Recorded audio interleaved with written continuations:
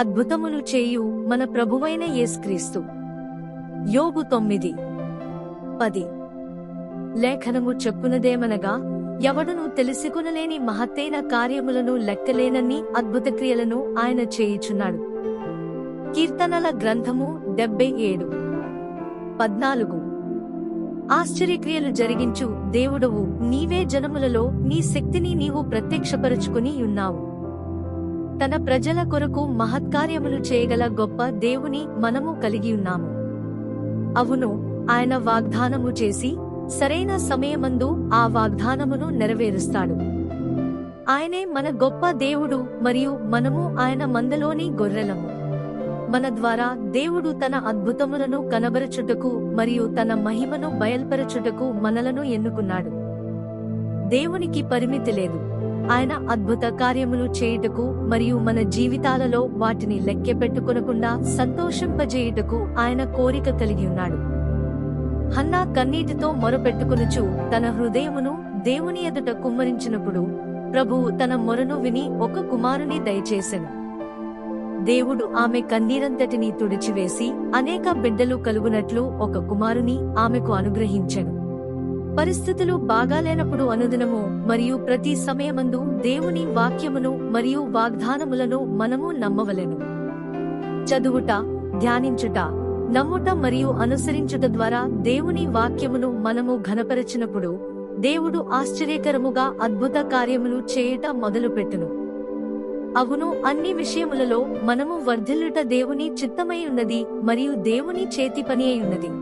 3 యోహాను 1:2. లేఖనము ఈ విధముగా చెప్పుచున్నది, నీ ఆత్మ వర్ధిల్లుచున్న ప్రకారము నీవు అన్ని విషయములలోనూ వర్ధిల్లుచు సౌఖ్యముగా ఉండవలనని ప్రార్థించుచున్నాను. యేసుక్రీస్తు శిష్యుడైన పేతురు రాత్రంతయు శ్రమపడిన ఒక్క చేపను కూడా పట్టుకునలేదు. కాబట్టి అతను దోణను దరికి చేర్చి వలను కడుగుకొనుచున్నెను.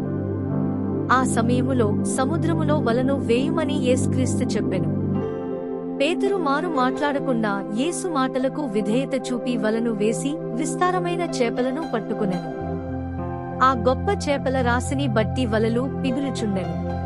తన ప్రజల కొరకు పరిస్థితులు అసాధ్యముగా మరియు అననుకూలముగా ఉన్నప్పటికీ గొప్ప అద్భుతములు మరియు ఆశ్చర్య కార్యములు చేయగల సమర్థుడు మన దేవుడు. దేవునికి అసాధ్యమైనది ఏదీ లేదు. నమ్మిన ఎడల దేవుని మహిమను చూతువని యేసు చెప్పెను. కీర్తనల గ్రంథము 40:2. లేఖనము ఈ విధముగా చెప్పుచున్నది, నాశనకరమైన గుంటలో నుండి జిగటగల దొంగ ఊబిలో నుండి ఆయన నన్ను పైకెత్తెను, నా పాదములు బండమీద నిలిపి నా అడుగును స్థిరపరచెను. పేతురు జీవితము ఎంతో దయనీయమైనది. పాపముతో నిండుకుని దేవునికి అసహ్యమైన జీవితమును జీవించాడు. అయితే పేతురు దేవునికి మొరపెట్టి ఆయనపై విశ్వాసముంచినప్పుడు దేవుడు అతనిని గుంటలో నుండి లేవనెత్తి ఉన్నత స్థానమందు బండపై ఉంచెను. ప్రభువైన యేసుక్రీస్తు పేతురుతో ఈ విధముగా చెప్పెను, నీవు చేపలు పట్టువాడవు కాని ఇప్పటి నుండి నీవు మనుష్యులను పట్టువాడవై యుందువని సీమోనుతో చెప్పెను. ప్రభువు పేతురు జీవితమును మార్చివేసెను.